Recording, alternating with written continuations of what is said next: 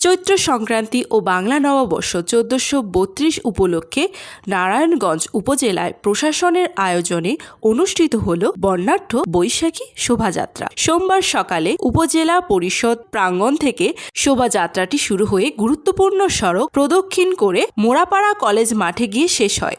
শোভাযাত্রায় অংশ নেন রূপগঞ্জ উপজেলা নির্বাহী কর্মকর্তা সাইফুল ইসলাম, নারায়ণগঞ্জ জেলা বিএনপির সাবেক সাধারণ সম্পাদক গোলাম ফারুক খোকন, জেলা সহকারী কমিশনার ভূমি তারিকুল আলম, পূর্বাঞ্চল অঞ্চলের সহকারী কমিশনার ভূমি মোহাম্মদ তাসবির হোসেন, এনজেড গ্রুপের চেয়ারম্যান নুরুজ্জামান খান, উপজেলা প্রশাসনিক কর্মকর্তা আশিকুল রহমান খান সহ স্থানীয় জনপ্রতিনিধি, বিভিন্ন শিক্ষা প্রতিষ্ঠানের শিক্ষক শিক্ষার্থী এবং নানা শ্রেণী পেশার মানুষ। বর্ণিল পোশাক, মুখোশ, ঐতিহ্যবাহী বর্ণাঢ্য প্লাকার্ড এবং সাংস্কৃতিক উপস্থাপনার মধ্য দিয়ে বাংলার নববর্ষকে বরণ করে নেওয়া হয়। শোভাযাত্রার শেষে আলোচনা সভা, সাংস্কৃতিক অনুষ্ঠান এবং বৈশাখী কামনা করা হয়।